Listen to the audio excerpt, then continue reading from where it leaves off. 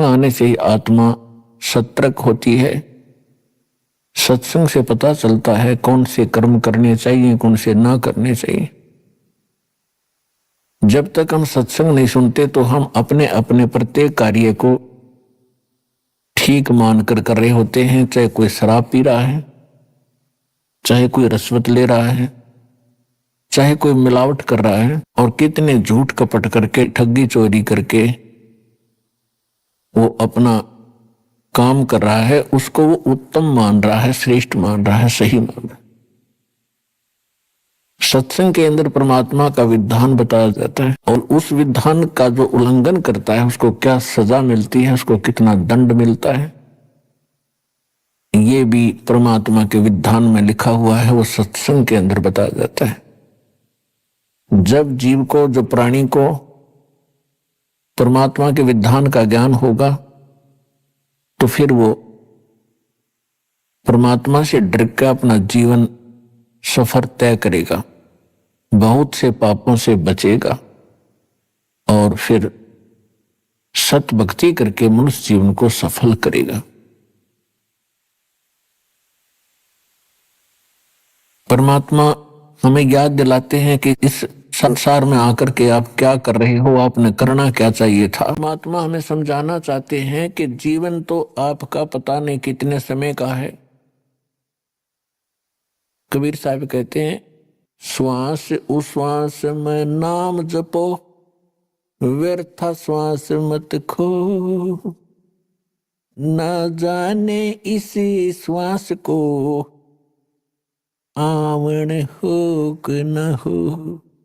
उसके कल्पनाएं पता नहीं कितनी लंबी चौड़ी बना के आपने स्कीम बनाकर रख रखी है, और सब ही उभा पंथ सर राव रंग सुल्तान, सभी यहां से चलने वाले मार्ग पर खड़े हैं। कभी भी आपका नंबर यहां से प्रस्थान करने का आ सकता है। कबीर, एक दिन ऐसा होएगा सबसे पड़े बिछो, राजा राना राव रंक भाई सावधान क्यों न हो।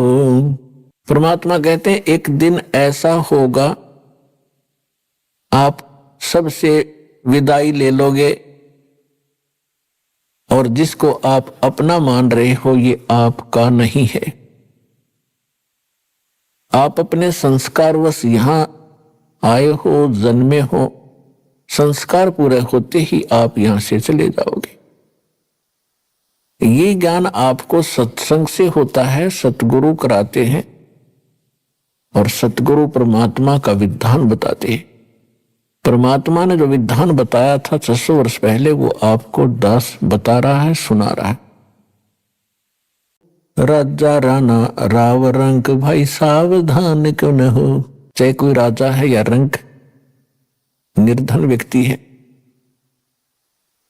सभी परमात्मा के बच्चे हैं। परमात्मा सभी के लिए एक सामूहिक इंस्ट्रक्शन दे रहे हैं, हिदायत दे रहे। उजड़ खेड़े ठेकरी ये गुड़ गुड़ गए कुमारे, रावण जैसे चले गए वो लंका के सिकदार।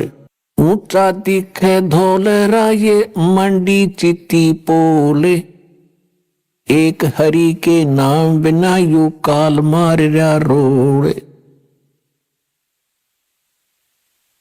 कबीर देवल ढह पड़ा ये ईट रही संवारे, करचे जारा से प्रीतड़ी बाई डहन दूजी बार।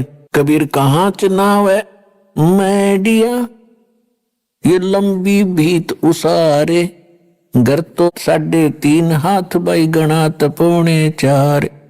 परमात्मा हमें याद दिलाते हैं कि तू आप परमात्मा के विधान से अपरिचित और इस नासवान स्थान को स्थायी मानकर अनजानपने में बड़ी बड़ी कोठियां बनाने में अपना अनमोल मनुष्य जीवन नाश कर रहा है। कहते हैं कहाँ चुनाव है मैडिया कोठियां, लंबी भीत उसार, लंबी लंबी दीवार खींच रखी थी।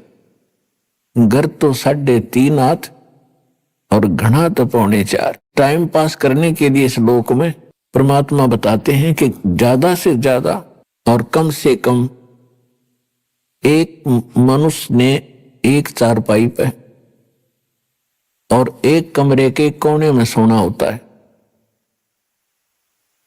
और उसके लिए 6 कमरे 10 कमरे बनाओ, ऊपर नीचे कोठी 6 मंजिल की बना कर बैठ गया।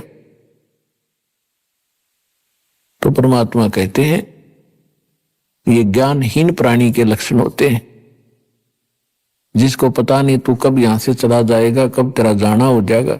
कबीर साहब कहते हैं साथी हमारे चले गए, हम भी चालन हारे, कोई कागज में बाकी रही भाई तात लगी है वारे। परमात्मा अपने ऊपर उदाहरण देकर बता रहे हैं कि भाई देख लो, पिछले इतिहास देख लो, कितने राजा हुए, हम कितने इतिहास पढ़ा करते, राजाओं के उसने उस पर चढ़ाई कर दी, उसने उसको पराजित कर दिया, कब्जा कर लिया। कहां गए वो खुद भी? कितनी सेनाएं मरवाई, कितने पाप किए एक राज्य प्राप्ति के लिए, और कितने दिन राज्य किया। अब क्या होंगे वो बने हुए, ये परमात्मा के विधान से उनकी जानकारी होती है।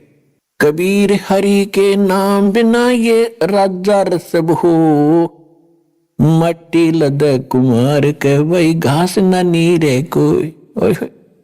एक परमात्मा की भक्ति के बिना इन प्राणियों के संग में क्या बनेगा? चाहे कोई प्रधानमंत्री है, चाहे सारी पृथ्वी का राष्ट्रपति है। परमात्मा की भक्ति के बिना अगले जीवनों में वो पशु योनि में जाएगा और गधे की योनि प्राप्त होगी। उसमें उसको क्या सुविधाएं होंगी अंडरस्टूड है। तो ये ज्ञान जब तक आत्मा को पता नहीं लगेगा, ये यही खिलौनों से खेल कर अपना जीवन नाश कर जाता है।